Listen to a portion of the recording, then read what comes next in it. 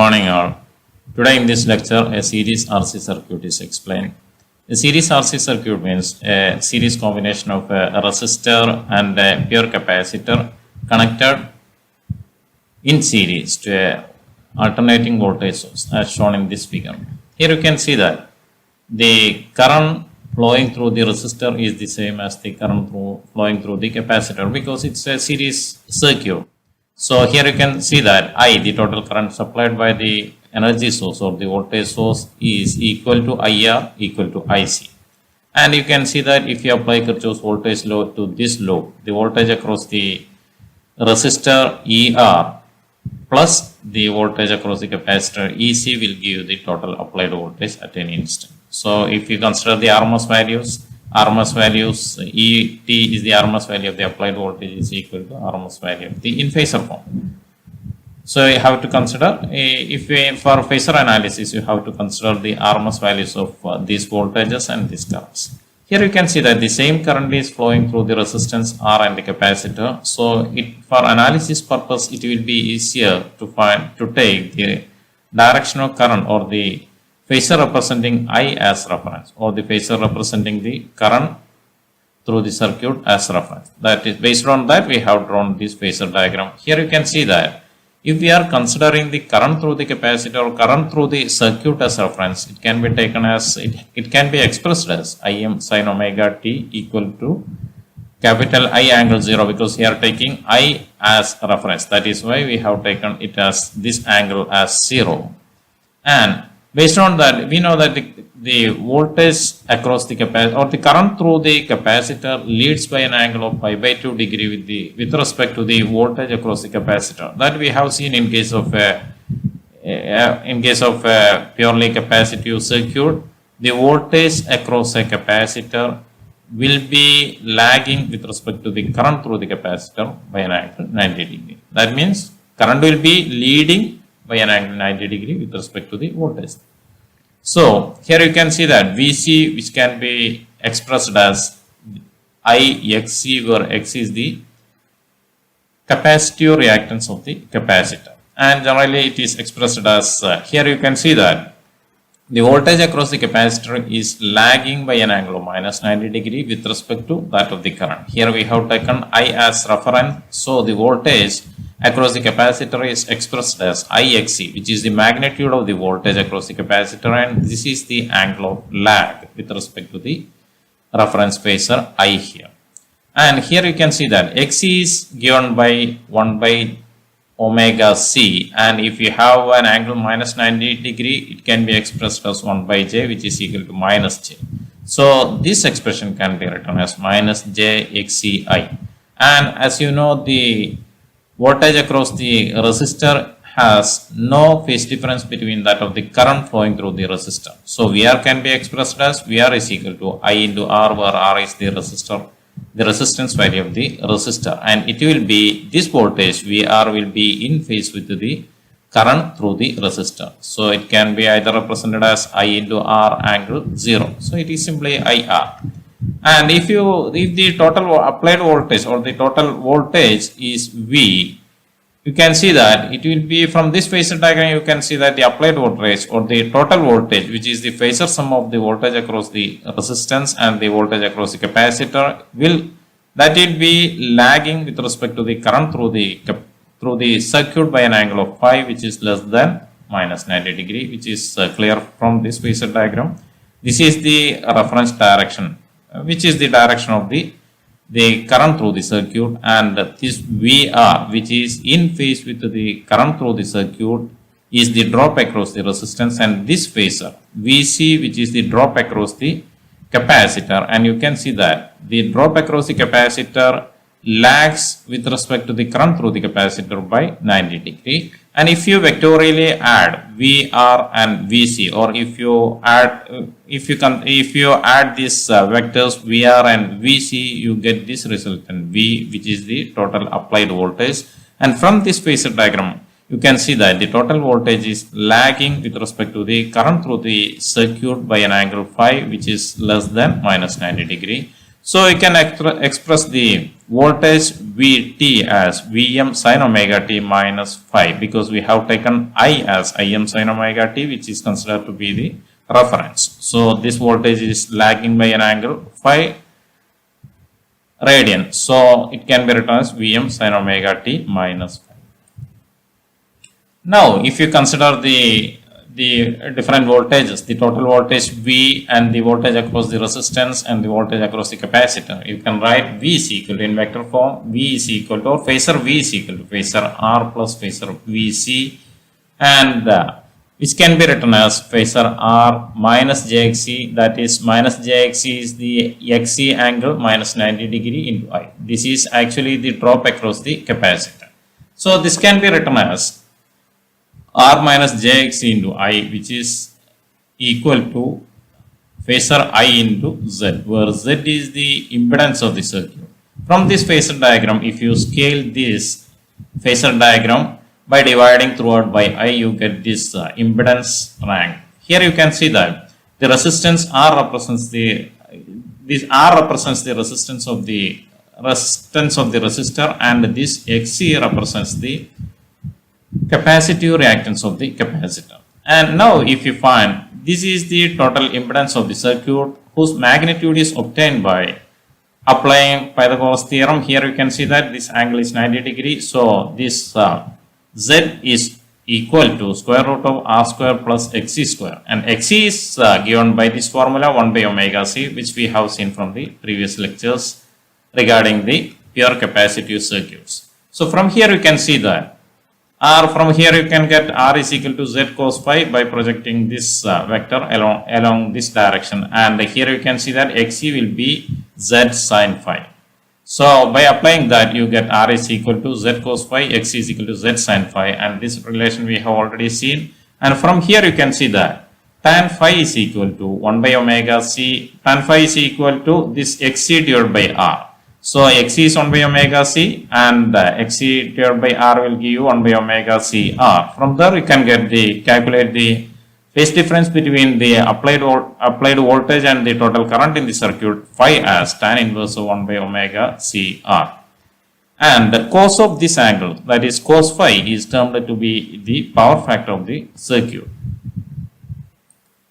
Here you can see that in this waveform we have taken current as reference, that is why we have started it from the origin. This is the current waveform which is starting from the origin, and the voltage across, or the total applied voltage, Vm sin omega t minus phi is, you can see that it is lagging by an angle phi with respect to the current waveform here.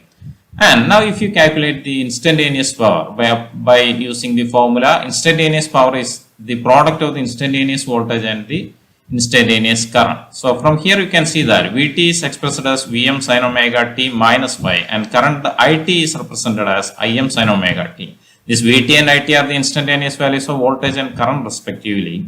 So Vm sin omega t minus phi into Im sin omega t is the instantaneous value of power. So which can be simplified as Vm Im by 2 by dividing and multiplying by 2 Vm Im by 2, then 2 into sin omega t minus phi into sin omega t can be written like this.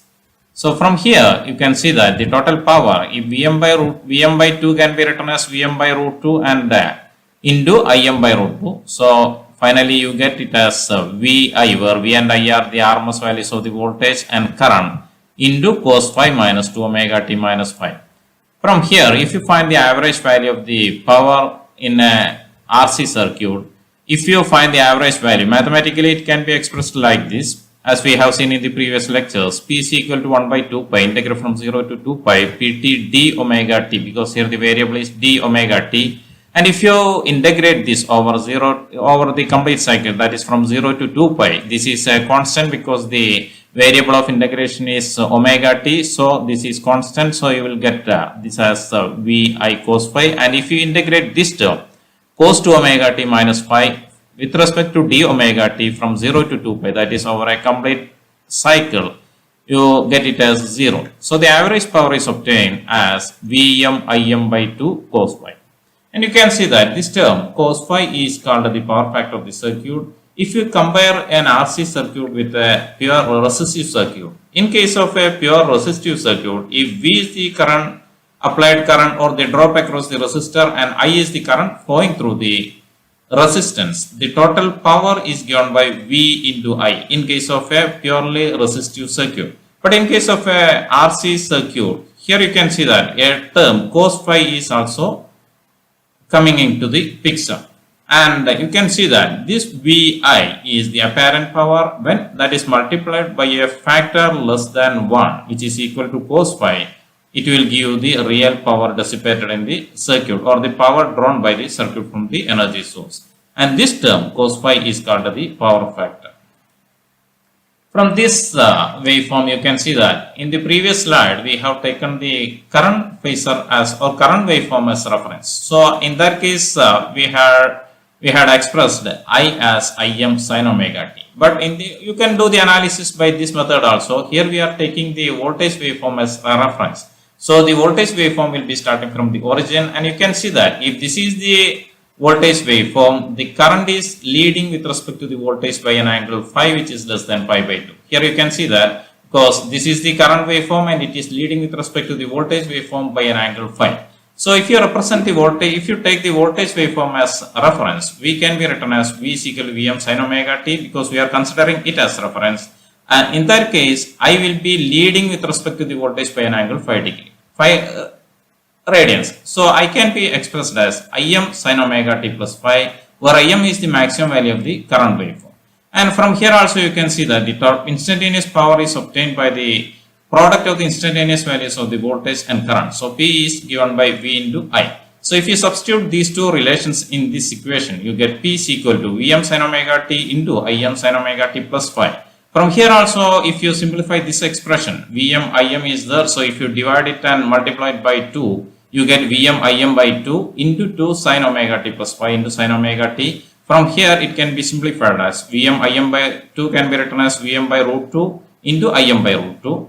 And this expression can be split into this form, cos phi minus cos 2 omega t plus phi.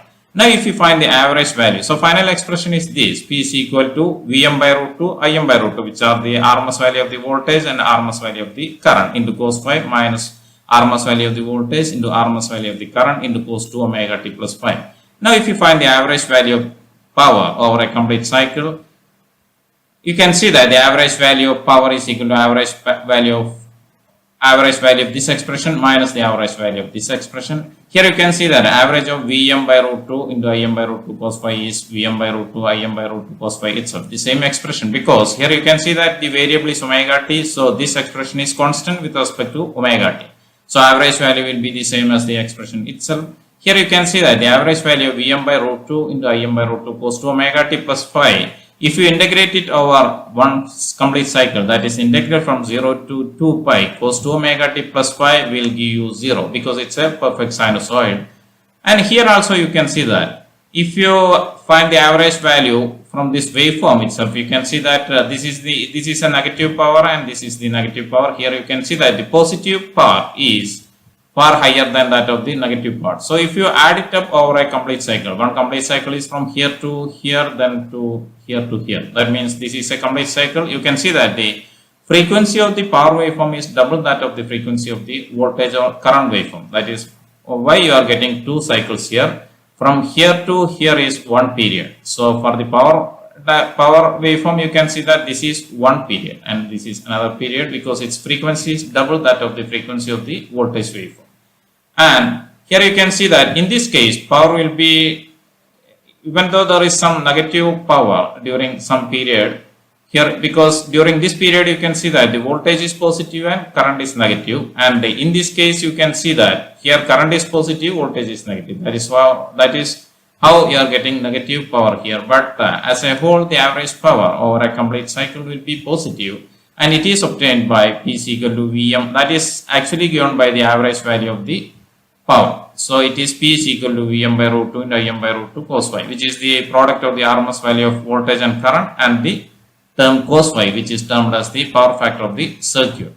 And if you substitute here, you can see that cos phi is, as we have seen in the previous slide, cos phi or the power factor of the circuit is obtained by R by Z. If you substitute that in this, you get P is equal to I. This IZ is the capital V, which is the RMS value of the voltage, and this is the RMS value of the current, and this is the power factor. So finally you get an expression I square R. You can see that from this expression, the power dissipated in a series RC circuit is completely consumed in R. That means total power drawn from the circuit is dissipated in the resistor as heat, and no power is consumed by the capacitor.